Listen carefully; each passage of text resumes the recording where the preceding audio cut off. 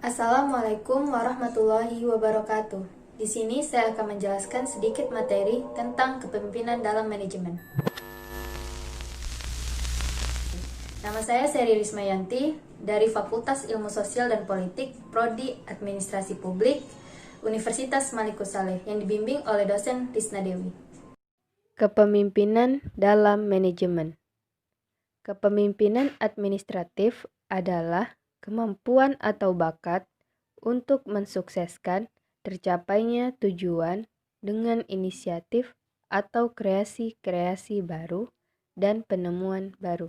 Kepemimpinan manajemen yaitu pemimpin atau manajer yang mempunyai kemampuan untuk menyelesaikan tercapainya tujuan dalam arti pelaksanaan yang bersifat teknis.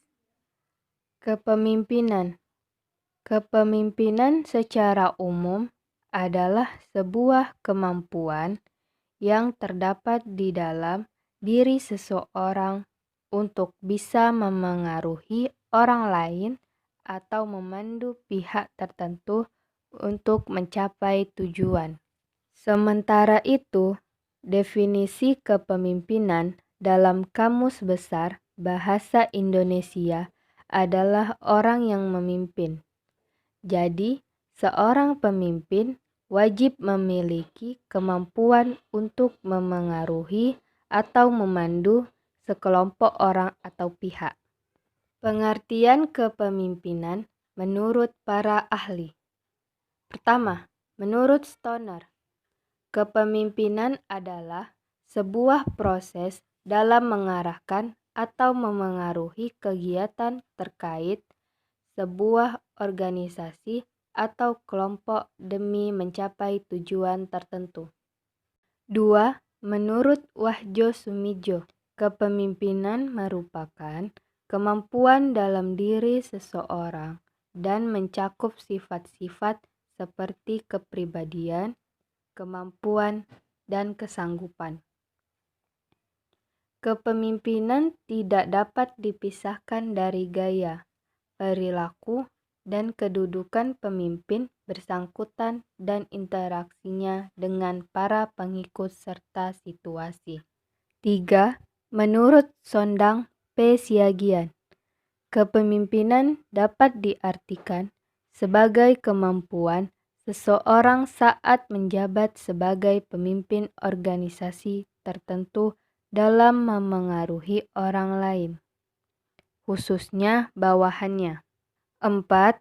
Menurut Hamill dan Coons, kepemimpinan adalah perilaku individu ketika memimpin aktivitas dalam kelompok atau organisasi untuk mencapai tujuan bersama atau shared goal.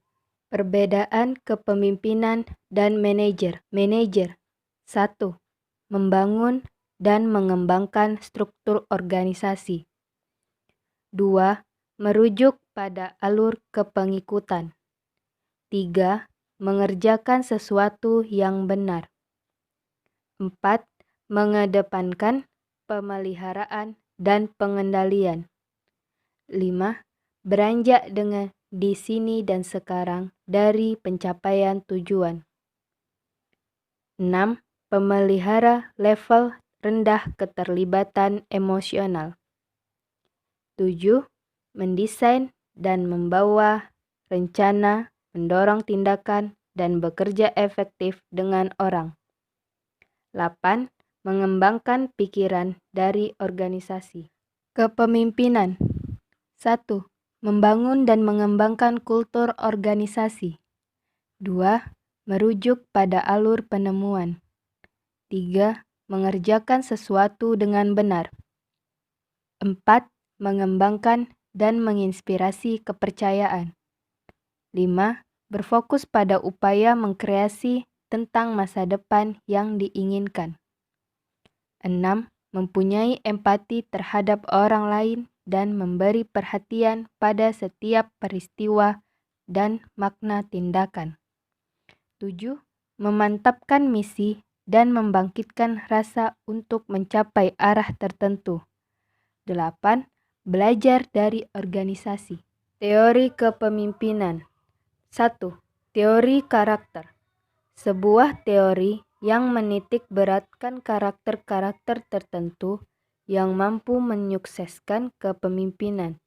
Contohnya seperti karakter fisik, inteligensi, ketegasan, dan sebagainya. Teori ini dipercaya oleh banyak orang tetapi tak jarang dihampiri kritik. Salah satunya terkait karakteristik fisik. Dalam teori karakter fisik, yang terlihat tegap dan kuat dianggap sebagai karakter pemimpin terbaik.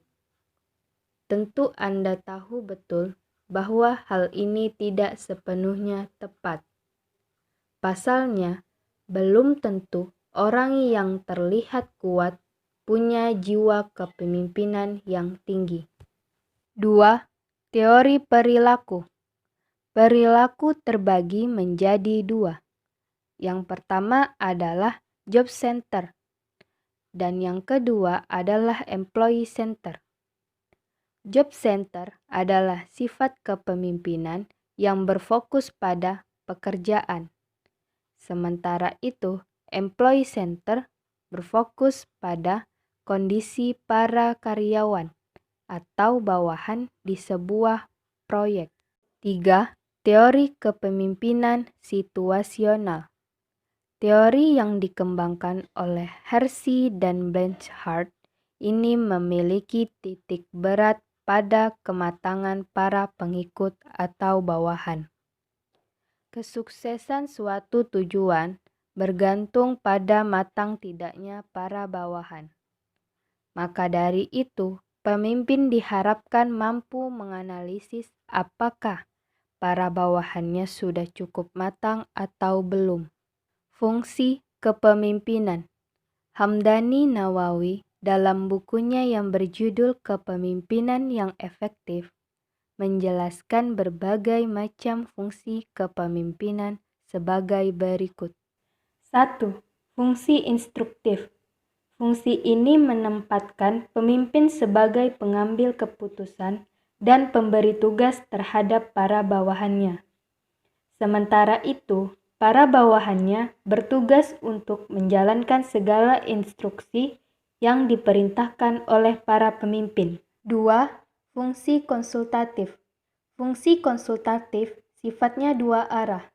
Bawahan dapat berkonsultasi pada pemimpin untuk mencari jalan terbaik dalam mencapai tujuan bersama.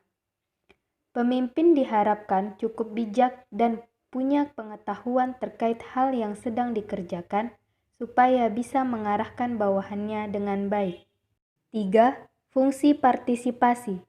Dalam fungsi ini, pemimpin mampu mengaktifkan partisipasi para pesertanya, sehingga mereka juga turut berpartisipasi dan berinisiatif dalam suatu proyek. Para bawahan tidak hanya sekedar menjalankan perintah saja. 4. Fungsi delegasi. Dalam fungsi delegasi, pemimpin mampu untuk mendelegasikan suatu wewenang kepada orang lain yang memang sesuai dengan tugas tersebut. Bukan hanya mampu memerintah, ia juga harus mampu untuk mengetahui tugas-tugas yang cocok untuk didelegasikan kepada bawahannya. 5. Fungsi pengendalian. Fungsi pengendalian berarti pemimpin mampu untuk mengendalikan segala aktivitas bawahannya agar efektif bertugas untuk mencapai tujuan dan tidak keluar jalur. Tujuan kepemimpinan ada dua. Yang pertama, mencapai tujuan. Dan yang kedua, memotivasi orang lain. Sifat kepemimpinan. 1. Punya pendirian. 2. Proaktif. 3. Jujur. 4. Komunikatif. 5. Terbuka terhadap pendapat. 6. Tidak mudah iri. 7. Visioner. 8. Sabar. Macam-macam gaya kepemimpinan. 1. Kepemimpinan otokratis. Menggunakan metode pendekatan kekuasaan dalam mencapai keputusan dan pengembangan strukturnya. 2. Partisipatif, yaitu lebih banyak mendesentralisasikan wewenang yang dimilikinya, sehingga keputusan yang kita ambil tidak bersifat sepihak. 3. Demokrasi, yaitu menggunakan pendekatan pengambilan keputusan yang kooperatif. 4. Kendali bebas, struktur organisasi bersifat longgar dan pemimpin bersifat pasif.